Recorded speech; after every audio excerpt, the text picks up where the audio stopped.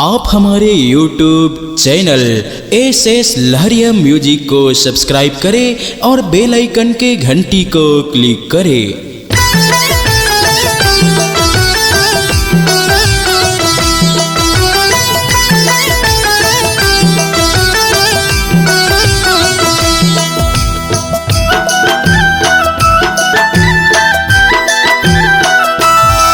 नवरात्रि माँ मोर दाई गावों तोरे भजन लावो सुन लेना मोर महामाई।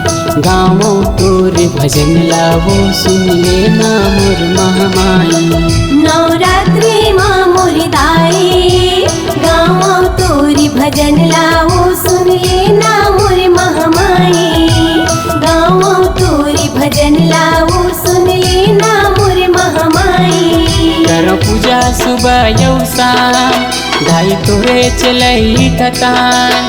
कर पूजा सुबह यौ शाम दाई तोरे चलई कतान। सुन लेना हमरो गुहार माँ। नवरात्रि माँ मोर दाई गावों तोरे भजन लावो सुन लेना मोर महामाई। गावों तोरे भजन लावो सुन लेना मोर महामाई।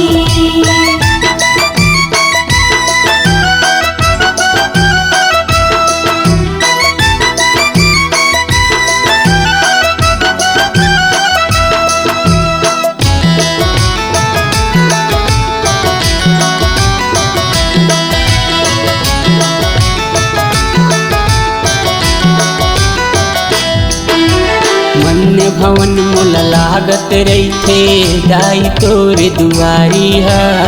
किस्मत मोरो जागा देव दाई बन के बैठ पुजारी ना।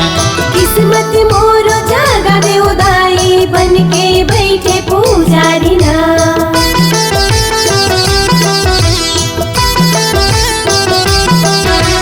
मन भवन मोल लागत रहीथे दाई तोरे दुआरी है।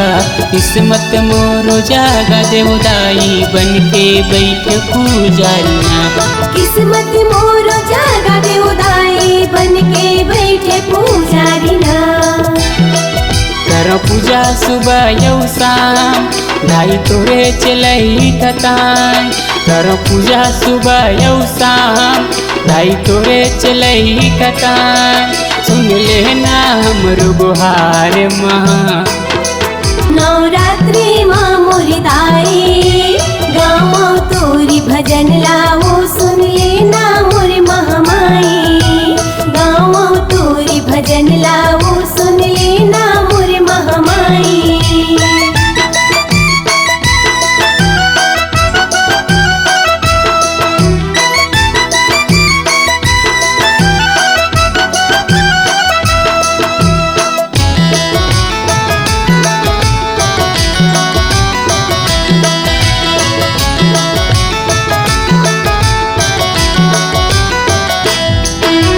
दुखिया मन के दुख हरैया मोर दुख लहार देवो।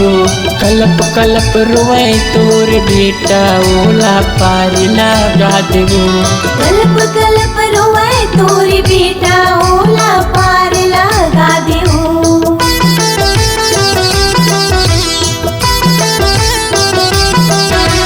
दुखिया मन के दुख हरैया मोर दुख लहार देवो। कलप कलप रोए तोर बेटा ओला पार लगा देवो। कलप कलप रोए तोरे बेटा ओला पार लगा देवो।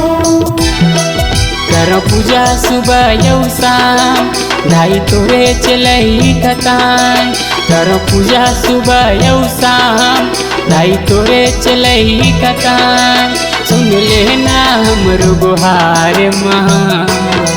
नवरात्रि माँ मोर दाई गावों तोरे भजन लावो सुन लेना मोर महामाई। गावों तोरे भजन लावो सुन लेना मोर महामाई। कर पूजा सुबह यौ शाम दाई तोरे चलई कतान। कर पूजा सुबह यौ शाम दाई तोरे चलई कतान।